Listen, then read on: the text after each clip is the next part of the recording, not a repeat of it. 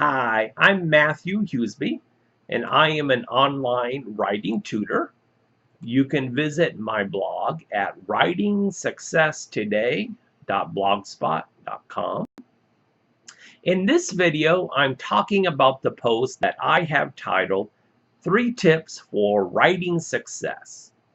So these are 3 areas, 3 practices, 3 habits that I think if you do them regularly, if you do them weekly, daily, then your English writing skills will greatly improve.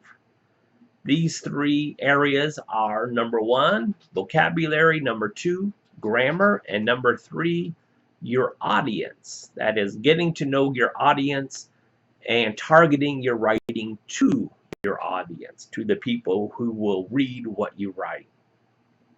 So, tip number 1 is to improve your vocabulary. It's important to grow your vocabulary. Try to set aside time every week to learn new words, words that interest you, words you hear or words you read, and add them to your vocabulary. I recommend you buy a paper notebook for this, and you can simply call it your vocabulary journal. That way, whenever you hear or read a word that interests you and you want to remember that word, you can write it down in your vocabulary journal. And while you're there in your journal, you can also easily take a few minutes to review the other words that you have written down in your vocabulary notebook. So as you work on expanding your vocabulary, your writing will become more interesting to your readers. It'll become more powerful. We like to see variety in what we read. So one great way to add interest to your writing is by using a variety of words in your writing. Tip number 2 is to improve your grammar. So try to find time every week to work on your English grammar skills.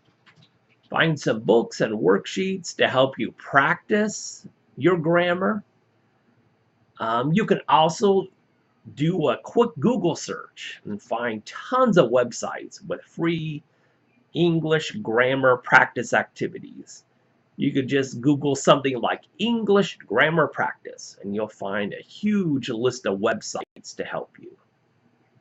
So working on your grammar is important because when you have really good grammar skills and you know how to organize your phrases, your sentences, paragraphs, papers, essays, memos, then your readers will be better able to follow along in your writing. They'll be better able to understand the flow of your ideas and appreciate the ideas and information that you are sharing in your writing.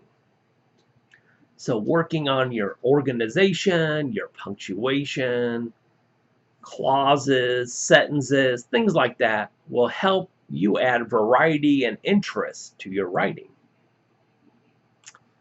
Tip number 3 is to understand your audience and target your writing to your audience. So different kinds of writing require different styles of writing.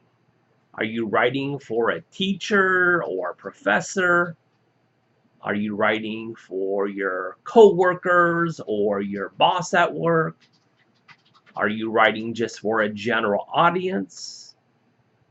Then, do you know what your audience will be looking for when they read your writing? So when you understand your audience and what they want to see in papers, reports, articles, stories, then the more success you will have in communicating with your readers. In my post here at my blog, I've linked to an excellent blog post that Kirsty Major has written. She has 10 tips on writing for your audience. So check out her blog post. It's really, really good. So, in summary, working on these 3 areas of your writing, vocabulary, grammar, writing to your audience, will help you grow as an English writer. It takes a lot of consistent practice to become better at writing.